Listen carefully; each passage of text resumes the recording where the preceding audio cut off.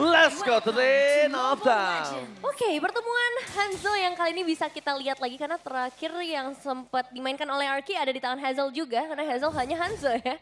Tapi sekarang bakal dihadapkan dengan seorang Susujin yang membawa Suyo tapi Toy. No. Almost is never enough. Lihat, bahkan hampir saja diamankan first blood di bottom lane untuk seorang Toy. Flicker mau nggak mau dikeluarkan, tapi sedangkan di depan sana Idok mau nggak mau langsung mereset dan melakukan sedikit cover terhadap seorang Toy. Sekaratul maut, dan di sini Toy bisa dimakan. Kenapa Luiski kondisinya masih memiliki Flicker? Ya masih ada Flicker, masih cukup aman seharusnya untuk di awal meskipun informasi terbilang cukup mahal, Prof. Oke. Untuk sekarang Idoknya tetap bermain dengan fokusif ya. Dan Baloi ternyata yang malah ke-trigger dari segi flickernya. Sehingga di early game seperti ini cukup merugikan bagi teman-teman Geek Farm ketika mereka harus kehilangan satu battle spell-nya. Tapi bertukar dengan Toy. Yang nanti mungkin di menit yang kedua sudah akan kembali lagi dengan flickernya. Alright. Tapi kalau ngomongin ke arah Flicker di saat nanti mereka akan berdebat ke arah Turtle, untungnya tidak ada God Laner yang biasanya langsung ikut ke arah team fight, Profesor. Iya. Walaupun arus sungainya menuju ke EXP ya. Yes. Dan buat sekarang juga di 2 menit yang pertama kita bakal melihat Idok yang cukup aktif dan Susujin yang juga bisa dibilang bakal cukup stabil dan secara prediction, wow. Goni versus everybody. Tapi kali ini Aetherna bersama dengan Nevin ya kan. Tapi Toy tidak memiliki ke arah Flicker. Membuat dirinya harus bertahan sedikit. Sedangkan freeze ya? Iya, freeze-nya itu. Sedangkan Gob, apakah yang diberikan oleh seorang profesor sebagai option kalau Gob harus balik lagi seperti dulu itu akan diambil, Profesor? Ya harusnya sih, karena beberapa kali kita melihat kayak Cici EXP kalau misalkan kurang badan itu bakal kurang maksimal juga. Dan sekarang dari itu Oke, Maybe dan Avoy standby di arah bottom lane. Berhasil mendapatkan satu poin kill atas seorang Toy. Apakah akan ada pertukaran dengan adanya sosok Turtle atau bahkan tidak ada? Dan kali ini Turtle diamankan tanpa ada sedikit pertukaran. Seketika para pasukan dari tim RRQ mereka melakukan dominasi menuju ke arah Purple yang dimiliki dari seorang Geek Farm. Dan nampaknya di sini Geek Farm harus kehilangan Purple-nya, Nevin. Iya, kehilangan Purple, kehilangan Gobs juga tadi karena ya ada satu kejutan lah yang diberikan oleh teman-teman dari RRQ. Dan bisa dibilang sebenarnya kalau menurutku ya ini keuntungan masih tetap buat RRQ. Jadi mereka bisa nutupin kerugian kehilangan Toy. ya ini jatuhnya benar-benar kayak pertukaran yang sangat tidak adil sih walaupun dengan Toy ya. Iya. Karena mau gimana pun Toy akan tetap kegendong dengan adanya pertukaran dari segi turtle dan juga gold sharing. Oke, emang Kingdom just being Kingdom. Lihat 88% tanpa ada sama sekali kasih nafas ke para fans dari Geek Farm. Oke, buat kalian para fans Geek Farm jangan lupa untuk dukung Geek Farm. Di kolom komentar ada votingnya. Tetap semangat ya karena memang tidak mungkin sejauh ini pun masih bisa dibilang cukup aman. Apalagi dengan kombinasi yang dibawakan Lui dari seorang Aboy terhati-hati. Oh make it! Instant pick off terjadi membuat perpasukan tim RRQ berhasil mendapatkan point kill. Tapi Aboy di sana dualitinya belum terlalu maksimal membuat perpasukan dari tim Geek Farm. Mereka tanpa pertukaran sama sekali dan plus satu Toy di arah bottom lane flicker for defensive. Dan gagal. Toy tetap harus termakan tapi Kadera tidak ada jalan untuk pulang. Barter yang cukup mahal plus Baloi di tangan dari Rich.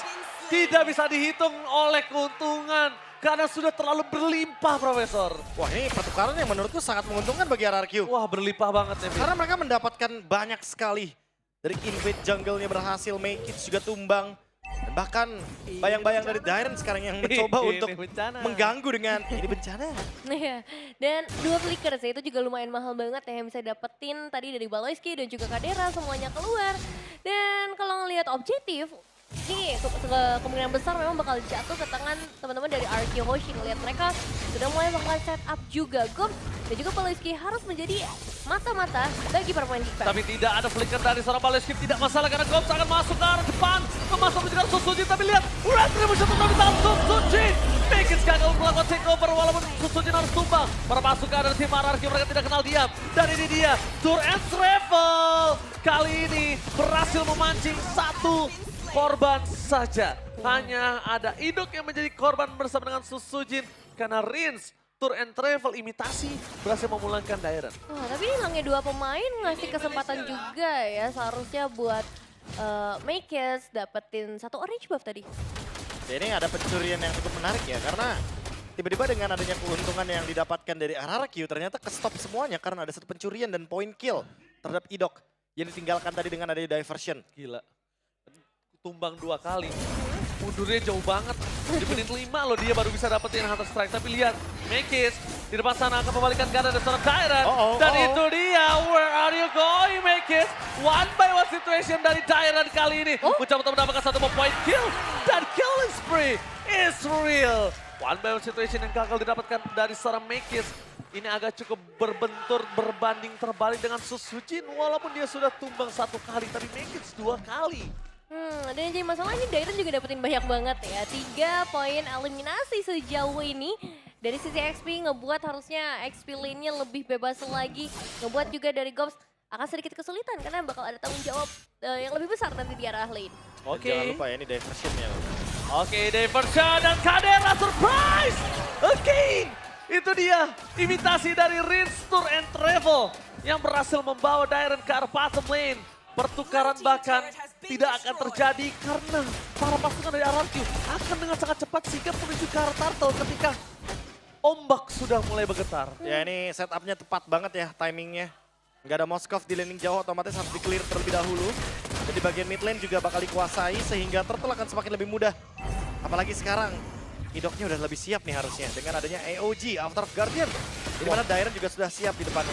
Ini Baloyski aja ditabrak sama Dairon itu nggak masalah loh. Dan lihat itu dia, bakal coba dipaksa. Target untuk ke arah Susujin, DPS terlalu besar. Make it, sedikit terlambat, adu Retribution dan dampaknya kali ini. Retribution di sound point di tangan Make it. Berhenti sejenak dari sosok seorang Susujin yang bahkan Retributionnya tidak keluar sama sekali Profesor. Ini combo Luoi dan juga Hanzo yang cukup menegangkan. Avatar of Guardian for nothing. Idok nampaknya tidak bisa mendapatkan apapun.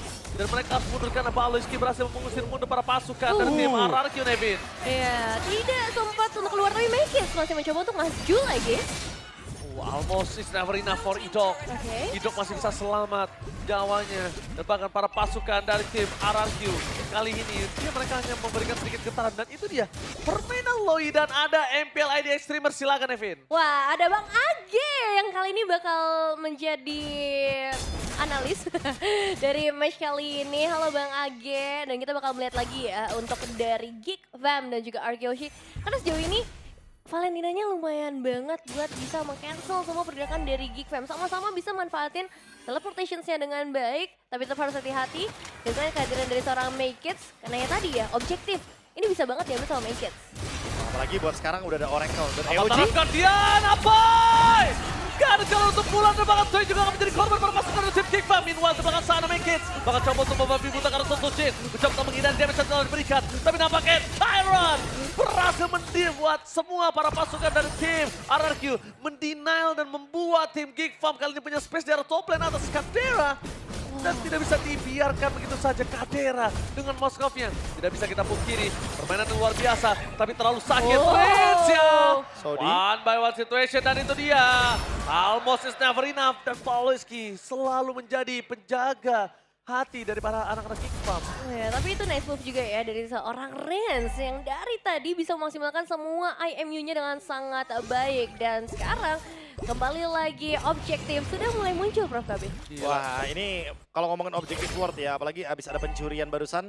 Harusnya mungkin bisa diulang kembali sih, Diversion dan juga Pinnacle Ninja ya. Dengan tujuan nanti Hanzo-nya akan lebih aman untuk make it mendapatkan retribution point. Tapi gimana caranya untuk bisa menciptakan ruang dan menemukan bush yang tepat. Karena kalau misalkan udah ketahuan sama movementnya RRQ gitu kan, pasti bakal di stop duluan make it-nya biar bayangannya dihancurkan. Dan sekarang Rinse, Nevin, kalau menurut aku kalau dia copy ke arah sosok seorang Loi, dia harus cari sih di mana Moskov ataupun make it. Kadera atau Make It dia harus cari sih. Kalau enggak bahaya banget. Lihat digerogotin kayak gini terus. Dapetin ke arah atas dan sekarang Susujin. Oke, Make It sedikit terlambat. Mereka harus coba untuk mundur ke belakang Dairon. Satu-satunya bakal coba dihajar oleh seorang Make It, tapi nampaknya tidak peduli. Make It tetap dihajar dan Gops menangkap ke arah Idok. Mundur ke arah belakang adalah sebuah jawaban, tapi Rin! Surprise!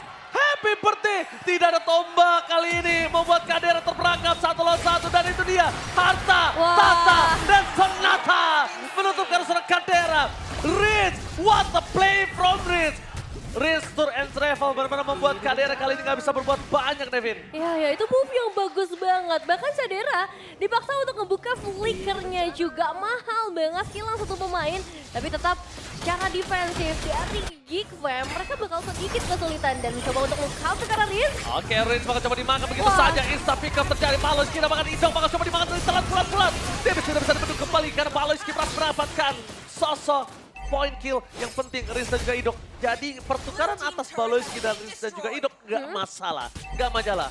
Nggak masalah ya, tapi tetap ya untuk Lordnya ini hanya nge-trigger passive turret aja masih bisa dihentikan dan bakal ada sedikit pergerakan make it. Dairon kembali lagi menjadi ujung tombak, tapi diselesaikan dengan sangat cepat. Dan itu dia sebelnya ke arah sosok dari Hanzo yang sekarang. Mau nggak mau bayangannya memang harus ditumbangin. Nggak bisa dicari ke belakang ya. Nggak bisa, emang harus dihancurkan secepat Harus mungkin dihancurkan. ya. Kalau bisa dibikin bener-bener sampai habis HP-nya Nevin, biar nanti pas ketika balik ke tubuh aslinya dia bener-bener low HP. Iya, tapi masalahnya sekarang dari RRQ mereka punya area yang luas banget ya dan mereka bakal coba untuk memberikan gangguan tapi Maikisnya tadi hampir juga mencoba untuk ngasih pressure ke arah Riz di bagian belakang. Oke, Mikits emang bakal cukup bersinar dengan attack speed yang dia miliki. Tapi ini udah mulai memasuki menit ke arah 12, Devin. Ini nggak cukup baik untuk mereka kalau kehilangan kembali satu lot yang harus dimiliki. Dan battle emote. Tadi kita udah lihat banyak.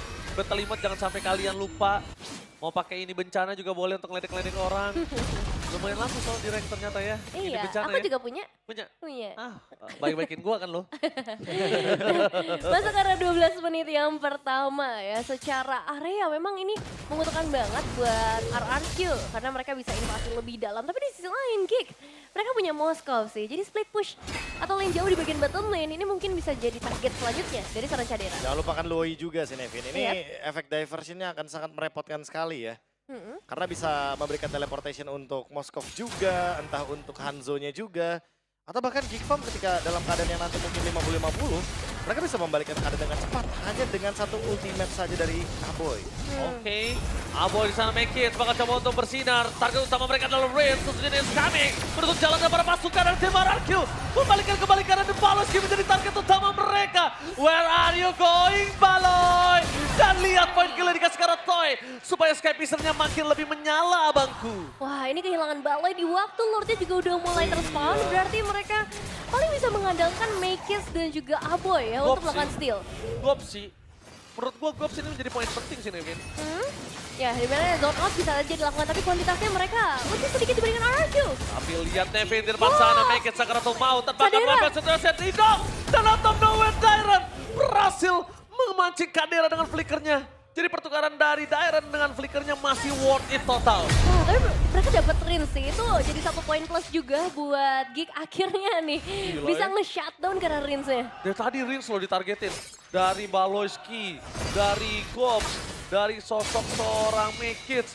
Kadera doang yang ya udah siapa aja di depannya dibantai. Ya udah pasti ya, damage dealer utama ya. Mau nge-kill siapapun dia bisa, mau nge-deliver damage ke siapapun dia juga kuat. Udah ada Demon Hunter Sword juga soalnya. Dan kali ini dengan adanya Malefic Gun akan membuat Cadera semakin lebih leluasa lagi dengan jarak yang lebih jauh untuk bisa memberikan damage. Tapi Lord bergerak dari bagian top lane. Geek Fam harus mempertahankan base mereka. Bergeser ke mode defensif. Dan itu dia menciptakan ruang. Oh, Meggy, surprise ternyata di cover dengan sangat sigap. Ternyata invasi yang bakal dilakukan Geekfam sudah tercium baunya oleh tim RRQ, Nevin. Wah, masih cukup aman ya buat RRQ.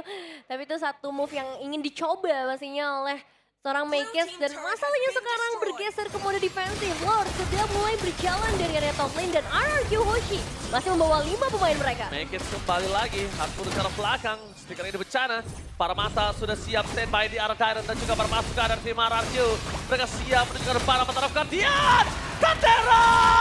Berhasil ditangkap membuat para pasukan dari tim Geekfam gak punya daya dobrak. Mereka kehilangan power dari damage-nya. Dan bahkan Meggy gak bisa selamat Rinsya. What the outplay from Rinsya. Fokus mendapatkan satu point kill. Tapi tanpa ada Susuji dan juga Toy, mereka gak bisa masuk lebih dalam dan tidak bisa melakukan endgame. Nampaknya gerakan dari Rinsya kali ini agak terlalu sedikit barbar karena pertukaran cukup adil. biasanya berani flicker ke depan dan masuk itu adalah barter dengan adanya endgame. Apakah itu berhasil mereka lakukan, Evin? Ya, masalahnya masih ada 3 pemain dari Arkeoshi dan masih ada 3 pemain dari meledak King. Baloi! Satu tembakan terakhir habis saja meledakkan Skybison dan Colt akan menjadi korban selanjutnya. Dan belum ada lagi yang bisa dapatkan dan itu dia Tyrant. Kadera is coming, shutdown pun terjadi, Kadera versus everybody, flick on defensive, dan ternyata Susujin, dibalikan kembali keadaannya. Terlalu terburu-buru dari tim Ararkio, Nevin. Ya, nice move dari Cadera ya. Satu Spear of Destruction yang akhirnya bisa nge-follow up damage-nya, tapi ini never ending fight. Dari kedua belah tim yang benar-benar haus atas kemenangan. Dan Ararkio Hoshi gimana nih, Prof? Ya itu yang pengen dicari sih sama Geek Fam. Mungkin gerakan-gerakan Ararki yang seharusnya tidak dilakukan. Gerakan-gerakan tambahan. Ya biasanya Ararki kalau udah 2 tumbang poinnya sama ya kan, kuantitasnya sama mereka mundur. Yep. Mereka reset dulu, ternyata mereka melanjutkan team fight. Dan ternyata berhasil dipancing nih oleh Geek Fam. Perbedaan goldnya dengan Lord tadi walaupun mendapatkan 3 base turret tapi hanya di angka 1.600 gold lead. Kadera masih ngelit loh. Jadi nggak terlalu jauh sebenarnya Nevin. Kadera Keuntungan tadi kayak jadi keuntungan yang kayak lewat begitu aja, kayak jadi angin lewat aja. Ya, dan mereka berarti harus mulai dari nol lagi nih. Dan masih ya kalau ngomongin ke arah objektif, Geek Fam punya chance yang sama besarnya. Nggak peduli mereka kehilangan base turret cukup banyak, tapi mereka bawa Moskov dan Hanzolui. Ini dia combo yang mungkin bakal mengirim Makers nanti langsung ke bagian depan. Oke. Tapi diinformasikan harusnya para pasukan dari tim Ararkio. Lihat Malayski mundur ke arah belakang dan jadi target utama dengan nama taraf Gladiator yang masih bisa selamat. Kadera is coming. Tapi Susujin udah tumbang terlebih dahulu. Tak ada following up damage. Membuat para pasukan dari tim Ararkio. Mereka membalikan kembali Kadera dengan adanya Indok. Dan Rizia kali ini terperangkap dari sana. Kadera still survive. Golf berhasil mendapatkan 1 yaitu Indok. Tapi nampaknya masih belum cukup damage untuk bisa menghentaskan seorang Ibo. Idok kali ini belum bisa dituntaskan dan Idok membalikan kembali keadaan target utamanya dan gol meledak unstoppable untuk seorang Toy. Rim standby mencari di mana Mekins berada, terdeteksi Mekins no way, double kill, looking for triple kill dan para pasukan dari tim Geek Fam mereka tersisa Mekins dan Maniac from Toy. Ini bencana. Tim Ararkio berada di garis depan. Wipe out yang tidak bisa terlalu lama karena satu seorang Awi sudah hidup kembali. Dan Avatar of Guardian dengan soundnya no way. Sang Raja berhasil mendapatkan game yang pertama. The Geek Slayer menunjukkan taringnya. Itu dia, game pertama Ararkio Hoshi yang masih bisa bertahan dengan sangat luar biasa. Sedikit mistake bukan menjadi masalah. Karena ternyata untuk finishing team fight di area Lord berhasil mereka menangkan. Semua berkat Idok yang masih survive ketika dia ditunggangi oleh Gops.